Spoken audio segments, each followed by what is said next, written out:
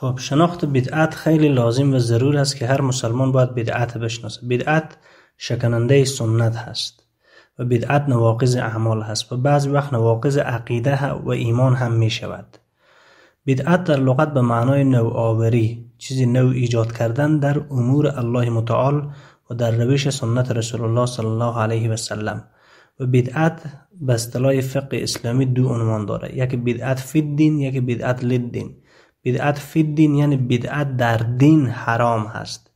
مثال دین چیست؟ کلمه، نماز، روزه، حج، زکات، نکاح، جهاد، قتال، دوستی، دشمنی، نذر، ذبح، قربانی، ذکر، عبادت، تمام انواع عبادت های عقیدتی و عملی و مالی و سیاسی. در تمام اینها یک عمل از پیش خو اضافه کنیم که الله متعال حکم نکرده، رسول الله صلی الله علیه و سلم دستور نداده و جمهور صحابه کرام رضی الله عنهم اجمعین انجام نداده، این میگن بدعت. بدعت در دین و این حرام هست. و رسول الله صلی الله علیه و سلم در این مورد میفرماید من احدث فی امرنا هذا ما لیس منه فهو رد.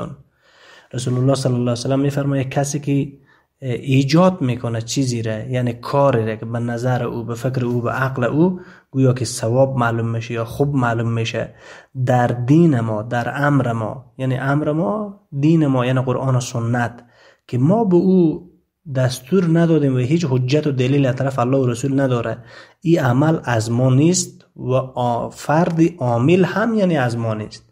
ما لیس منه، این از ما نیست، نه عمل نه خودزی، فهو رد. عمل هم مردود و حرام است و این انسان هم از متبع رسول الله صلی الله علیه و سلم گفته نمیشه، یعنی تابعدار پیامبر نیست، سرکش و یاغی و باغی پیامبر صلی الله علیه و سلم گفته میشه.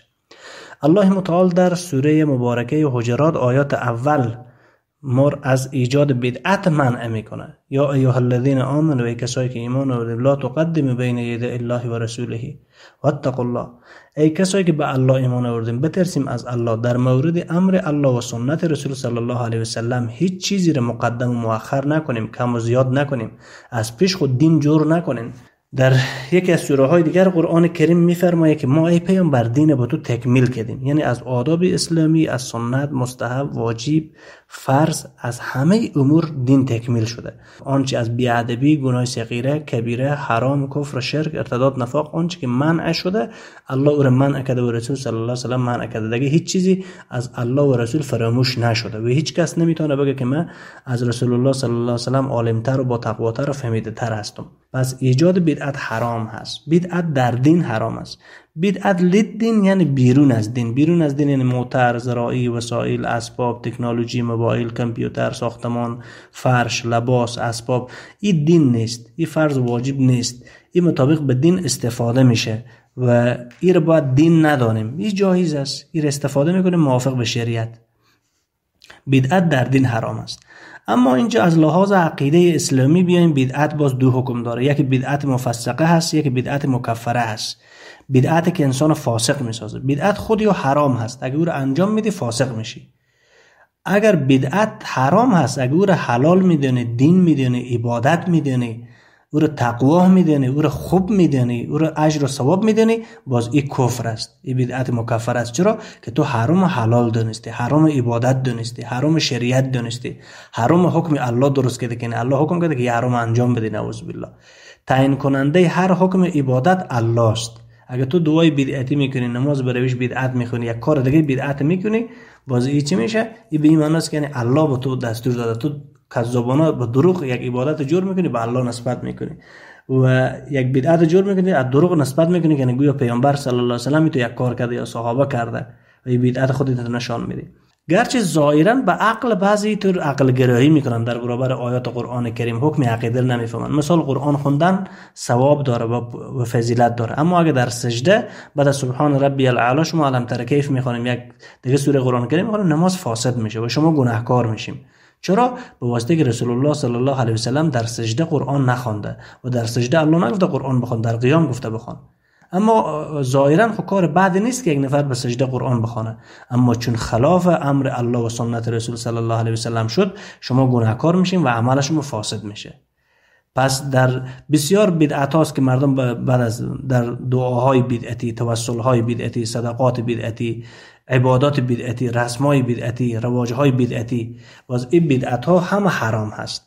و اگه اینها را رسول الله صلی الله علیه و سلم در این الفاظ همیشه در خطبه خود میخوان و شر الامور محدثاتها، بدترین کارها به نزد الله احداث است، یعنی ایجاد کردن بدعت است. و کل بدعت ضلاله، و هر بدعت گمراهی است. و کل ضلاله فی النار، هر گمراهی آتش جهنم است. ایجاد کردن هر چیز احداث یا محدث، یعنی پیدا کردن یک چیزی که او را الله امر نکرده، رسول الله صلی الله علیه و آله امر نکرده، صحابه امر نکرده، تو رو به دین پیدا میکنه بنام ثواب خیر، این حرام است. و شر الامور، بدترین کار هست در روی زمین.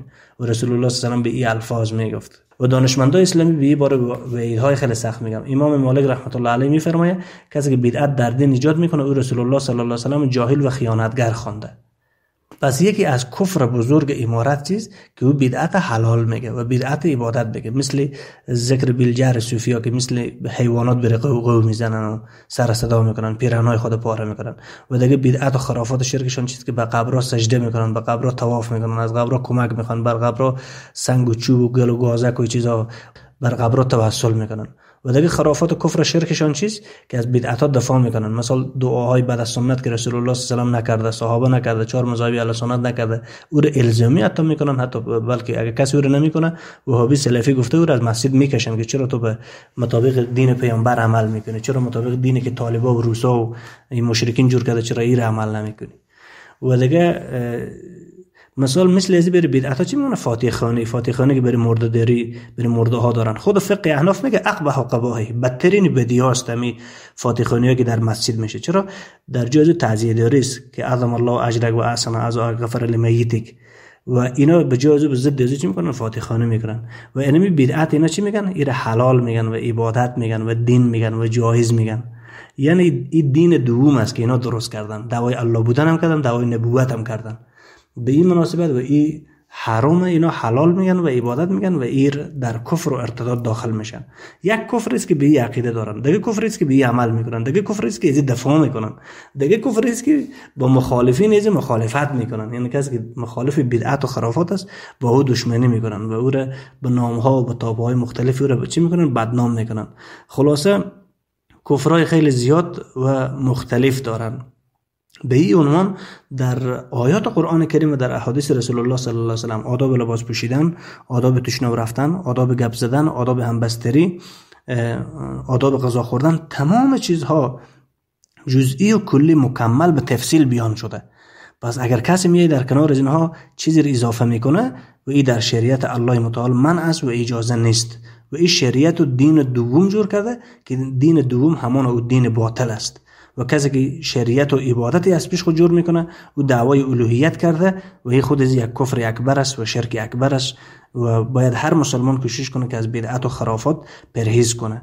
ما بنده رواج و اصطلاح نیستیم، ما بنده الله هستیم و امت محمد صلی الله علیه و سلم. هر عمل که مطابق با قرآن بود، با سنت رسول الله صلی الله علیه و سلم بود، با روش صحابه بود، ما او را انجام میدیم. به غیر از این به تمام دنیا بیا یک عمل تایید کنه مورد تایید الله و رسول که نباشه، ما او را انجام نمیدیم و ما اطاعت هم از اونها به ضد الله و رسول نمیکنیم و باید اجتناب بکنیم از این چیزها و باید این اعمال حرام از زندگی خود دور بسازیم.